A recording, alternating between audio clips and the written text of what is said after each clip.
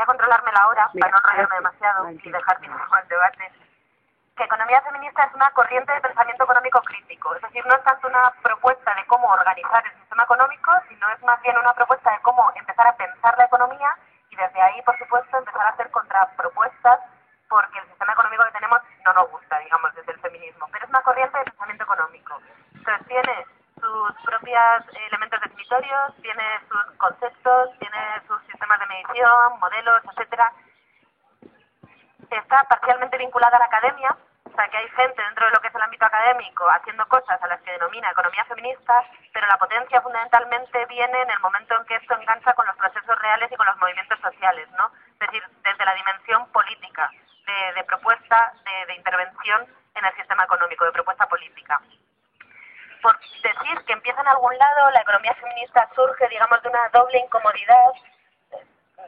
Me da la sensación de que estoy chillando demasiado, pero no. O sea, vale. Está bien. De una doble incomodidad, por un lado la idea de que las mujeres son económicamente inactivas, o sea, la inactividad histórica de las mujeres que se empieza a revertir en los últimos años con lo de la incorporación al mercado laboral. Pues un poco esa cosa de, pero ¿qué pasa? Que las mujeres hemos estado históricamente sentaditas esperando que nos lloviera del cielo las cosas, y esto vinculado también con el enfado, digamos, por el mal acceso o el deficiente acceso a recursos, a activos y a derechos sociales y económicos. Entonces, digamos, desde esta doble incomodidad empezamos a preguntarnos qué pasa, qué tiene que ver la economía con la desigualdad entre mujeres y hombres. Pero no nos quedamos tampoco únicamente en decir hay un reparto injusto de la riqueza y de los trabajos, sino es partir desde esa constatación obvia e ir más allá. Y entonces, desde esta constatación, ¿hacia dónde vamos? Entonces, yo diría que la economía feminista tiene tres elementos definitorios. En primer lugar, es una forma de pensar la economía que se plantea a sí misma desde el principio como con voluntad de intervenir políticamente. Es decir, no se cree en esa distinción entre lo que es la economía normativa y la economía positiva, o lo que es no cree que exista una forma de pensar y de pensar la economía que sea puramente técnica y que carezca de una dimensión de intervención política. Entonces, se considera que toda forma de pensar la economía tiene un posicionamiento político. Entonces, esta surge de un posicionamiento político muy claro, que es avanzar en la igualdad entre mujeres y hombres, es decir, hacer un cuestionamiento radical de qué tiene que ver el capitalismo con el patriarcado. Entonces, en este sentido también es importante decir que se plantea que economía no es una cuestión técnica que hagan los expertos, sino que la economía tiene que ser un discurso político que hagamos entre todas y todos. Entonces, digamos, politizar y democratizar la creación de conocimiento y la capacidad de intervención y de pensar el sistema económico y de decir qué transformaciones queremos hacer. O sea, que no nos vengan con discursos técnicos, digamos, sino que lo democraticemos y lo politicemos. Este sería el primer elemento definitorio. Porque además la economía se considera que está mucho más arraigada con los procesos vitales y cotidianos de los que nos pensamos. Entonces, en ese sentido, todo el mundo, y en concreto todas las mujeres, podemos y necesitamos hablar y discutir sobre economía. El segundo elemento definitorio sería la noción de ampliar qué entendemos por economía y qué entendemos por trabajo. Es decir, hay economía más allá de los mercados y más allá del intercambio monetario, y hay trabajos más allá de los trabajos que se pagan, que son los únicos que solemos ver. Entonces, desde aquí se pone mucho énfasis en recuperar los trabajos no remunerados. La economía feminista ha dedicado mucho espacio y mucho pensamiento a los trabajos que no se pagan y que no solemos ver. Entonces, se considera que es crucial tenerlos en cuenta, y en economía nos los dejamos fuera sistemáticamente. O sea, la economía está absolutamente reducida a entender los flujos, los intercambios de dinero y el trabajo que se paga, y todo lo demás se lo deja fuera. Entonces, ampliar el mapa. Por un lado, por la ingente cantidad de trabajo que hay ahí. Es decir, dedicamos más horas a trabajar fuera del mercado que a trabajar en el mercado. Y estas son actividades absolutamente indispensables para que la vida salga adelante, y no nos las podemos dejar fuera, y sin embargo nos las dejamos sistemáticamente fuera. Pero no solo por la ingente cantidad de actividad humana, de esfuerzos y de conocimientos que se despliegan. ¿Se oye mejor así? Sí. Que se despliegan en los trabajos no remunerados, sino porque además lo que decimos es que es desde ahí, desde las esferas no monetizadas del sistema económico, desde donde en última instancia se está resolviendo la economía. Porque lo que decimos es que economía no son flujos de dinero, sino que economía son los procesos que sostienen la vida, los procesos que satisfacen las necesidades de la gente. Entonces, para satisfacer las necesidades de la gente hay muchísimo trabajo que no ocurre en el mercado, y de hecho es desde fuera del mercado donde se asume, y ahora incidiré más en eso, se asume la responsabilidad final de satisfacer las necesidades concretas de gente concreta, es decir, de resolver lo que en última instancia trabajo y de economía, digamos que lo que se propone es desplazar el eje analítico. Lo que tenemos en el centro, lo que tenemos que tener en el centro a la hora de pensar el sistema económico no son los mercados, no es los flujos monetarios, sino que son precisamente esos procesos de satisfacción de necesidades, los procesos de sostenibilidad de la vida. Entonces lo que decimos es que miramos el sistema poniendo en el centro los mercados y además hacemos nuestras propuestas políticas absolutamente reducidas a lo que es el ámbito de los mercados. Nos cuesta ir más allá del empleo, ir más allá del salario. Entonces la propuesta es desplazar el eje tanto del análisis como de la intervención política para priorizar los procesos de sostenibilidad de la vida. Y desde ahí abrir otra serie de preguntas. ¿Qué prioridad tienen los procesos de sostenibilidad de la vida en el sistema económico capitalista heteropatriarcal que tenemos actualmente? ¿Qué distintas esferas de actividad económica están garantizando esos procesos de sostenibilidad de la vida más allá del mercado y del Estado? ¿Qué papel juegan los mercados? ¿Qué prioridad conceden a las necesidades de la gente los mercados? ¿Quién está asumiendo la responsabilidad última de gestionar la vida?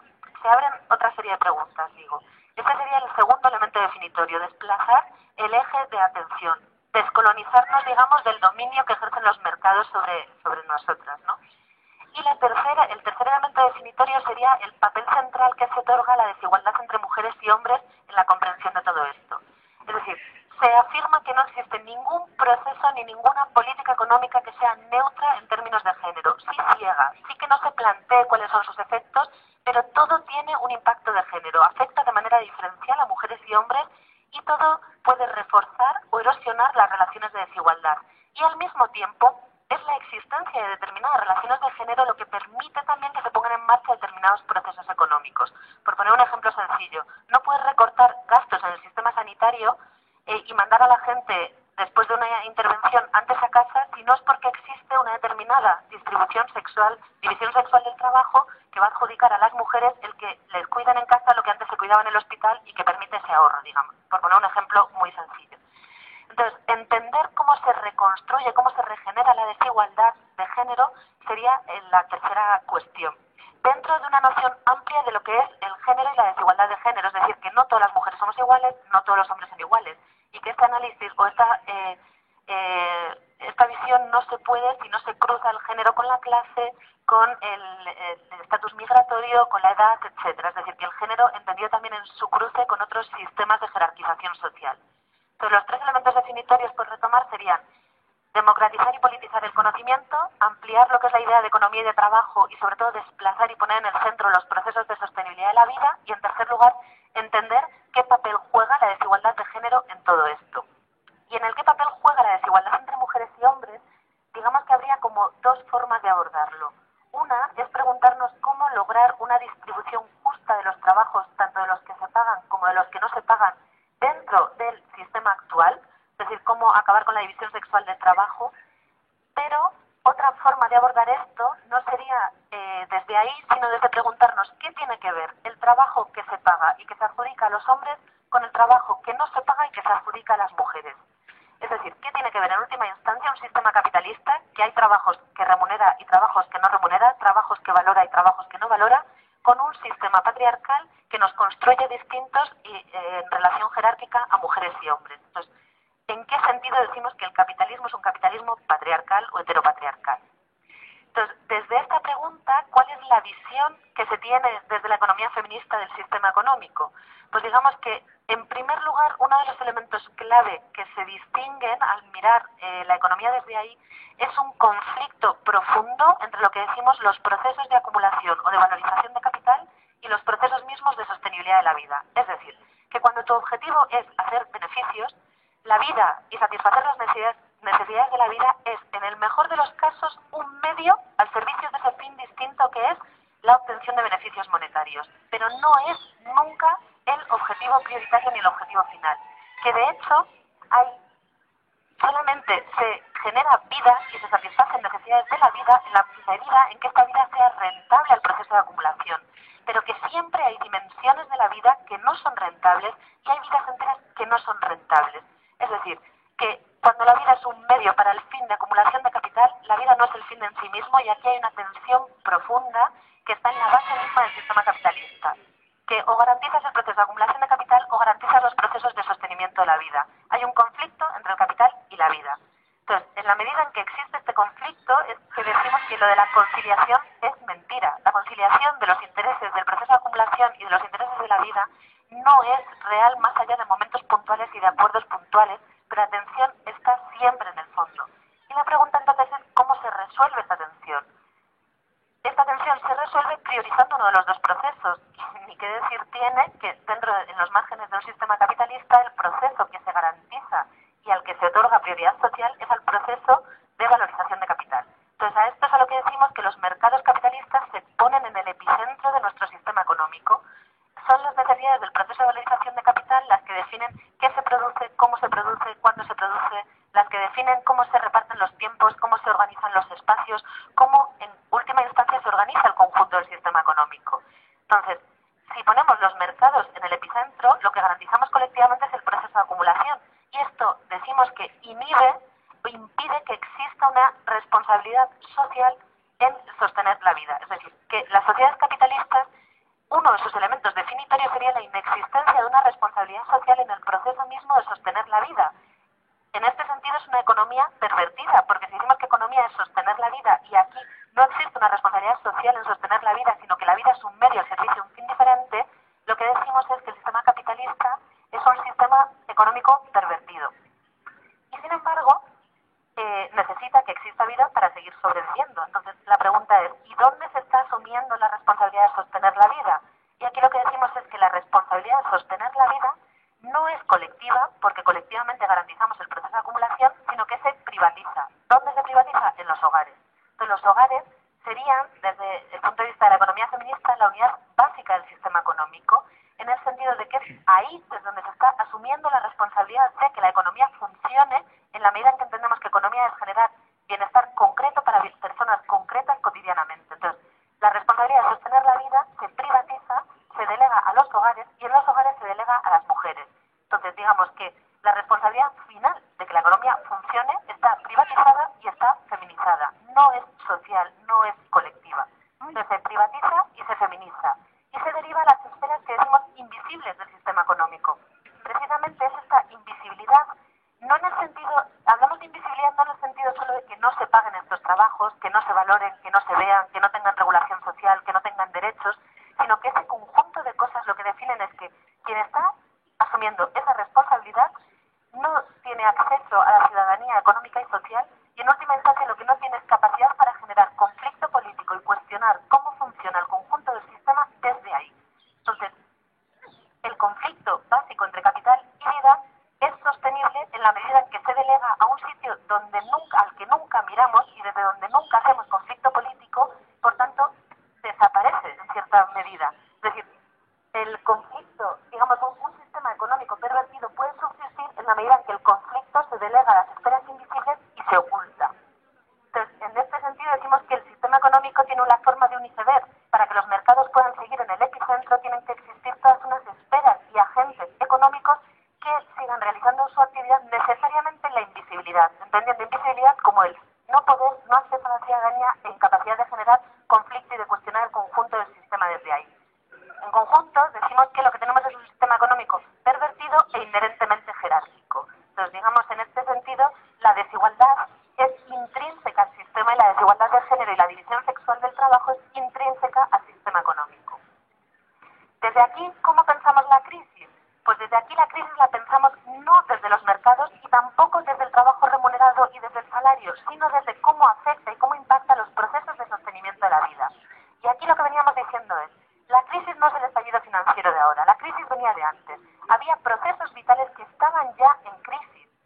Hablábamos de una crisis multidimensional y acumulada, que abarcaba cuando menos una crisis ecológica global, una crisis de reproducción social en el sentido de incapacidad de satisfacer las expectativas de reproducción material y emocional de ingentes cantidades de personas en el mundo, es una crisis de reproducción social en el sur global y una crisis de los cuidados, veníamos diciendo, en el norte global. Es decir, que la forma de acceder y de repartir los cuidados que son la base cotidiana de la vida estaba también en crisis.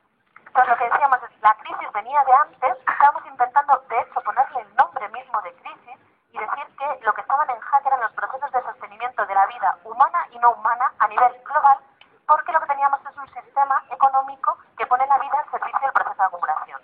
Entonces esto era lo que estábamos intentando pensar cuando de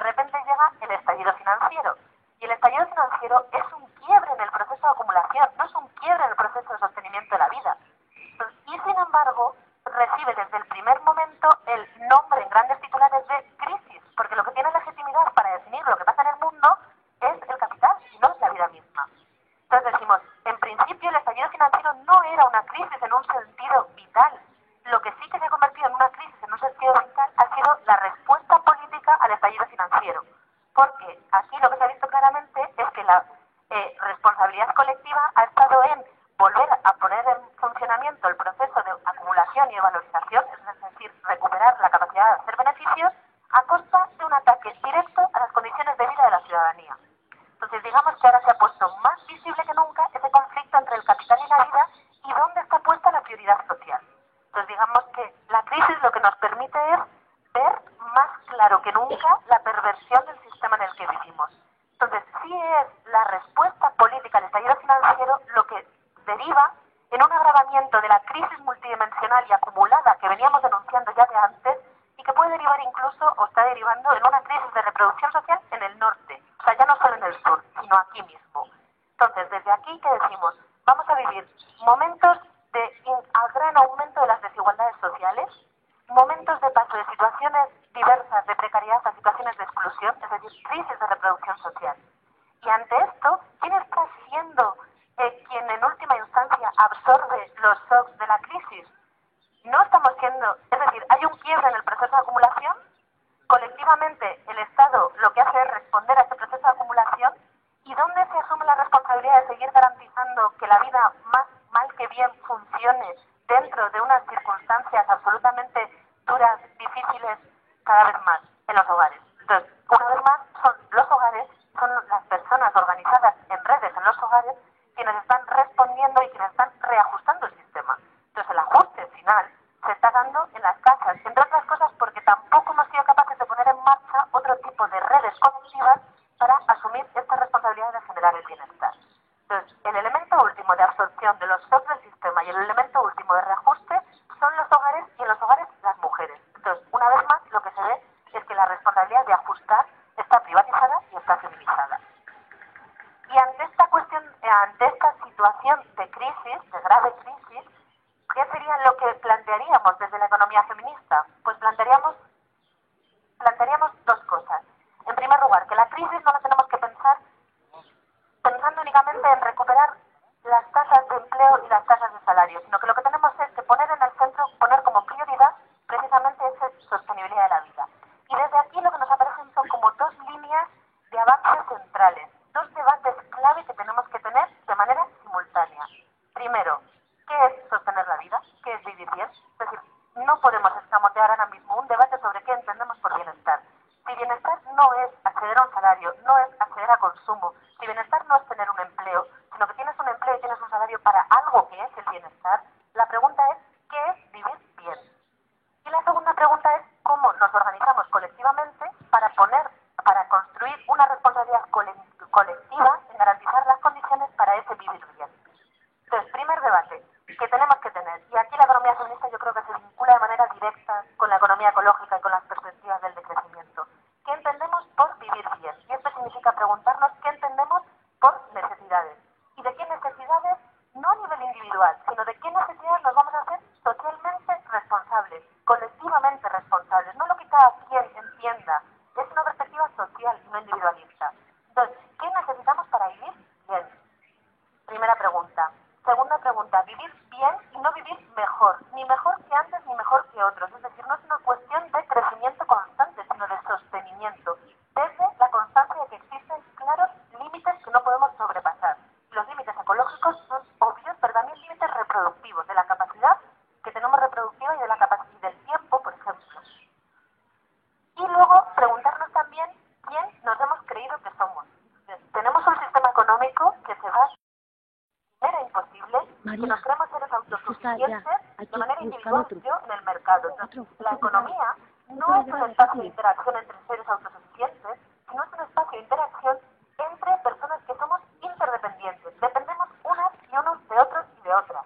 Entonces, la cuestión es, como somos vulnerables, somos cuerpos con necesidades vulnerables, dependemos unos de otros. La pregunta es, ¿cómo establecemos la interdependencia en términos de reciprocidad y con capacidad suficiente de autonomía también? Porque a las mujeres nos ha negado sistemáticamente económicamente la autonomía. Entonces la pregunta no es cómo ser autosuficiente, cómo vivir, cómo resolverme la vida. Es importante decir que se plantea que economía no es una cuestión técnica que hagan los expertos, sino que la economía tiene que ser un discurso político que hagamos entre todas y todos. Entonces, digamos, politizar y democratizar la creación de conocimiento y la capacidad de intervención y de pensar el sistema económico y de decir qué transformaciones queremos hacer. O sea, que no nos vengan con discursos técnicos, digamos, sino que lo democraticemos y lo politicemos.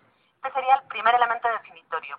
Porque además la economía se considera que está mucho más arraigada con los procesos vitales y cotidianos de los que nos pensamos. Entonces, en ese sentido, todo el mundo, y en concreto todas las mujeres, podemos y necesitamos hablar y discutir sobre economía. Voy a controlarme la hora para no enrollarme demasiado y dejar tiempo al debate.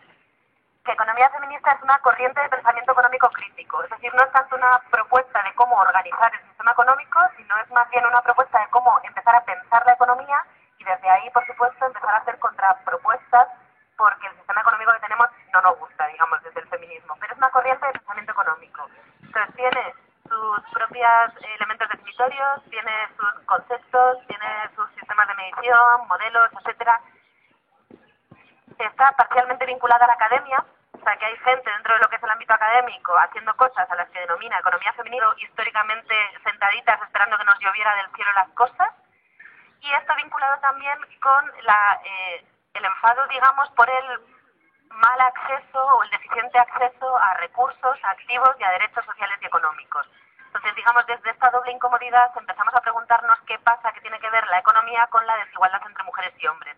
Pero no nos quedamos tampoco únicamente en decir hay un reparto injusto de la riqueza y de los trabajos, sino es partir desde esa constatación obvia e ir más allá. Y entonces, desde esta constatación, ¿hacia dónde vamos? Entonces, yo diría que la economía feminista tiene tres elementos definitorios. En primer lugar, es una forma de pensar la economía que se plantea a sí misma desde el principio como con voluntad de intervenir políticamente. Es decir, no se cree en esa distinción entre lo que es la economía normativa y la economía positiva, o lo que es no cree que exista una forma de pensar y de pensar la economía que sea puramente técnica y que carezca de una dimensión de intervención política. Entonces, se considera que toda forma de pensar la economía tiene un posicionamiento político. Entonces, esta surge de un posicionamiento político muy claro, que es avanzar en la igualdad entre mujeres y hombres, es decir, hacer un cuestionamiento radical de qué tiene que ver el capitalismo con el patriarcado. Entonces, en este sentido también está, pero la potencia fundamentalmente viene en el momento en que esto engancha con los procesos reales y con los movimientos sociales, ¿no? Es decir, desde la dimensión política, de propuesta, de intervención en el sistema económico, de propuesta política. Por decir que empieza en algún lado, la economía feminista surge, digamos, de una doble incomodidad. Me da la sensación de que estoy chillando demasiado, pero no. O sea, vale. Está bien. De una doble incomodidad, por un lado la idea de que las mujeres son económicamente inactivas, o sea, la inactividad histórica de las mujeres que se empieza a revertir en los últimos años con lo de la incorporación al mercado laboral, pues un poco esa cosa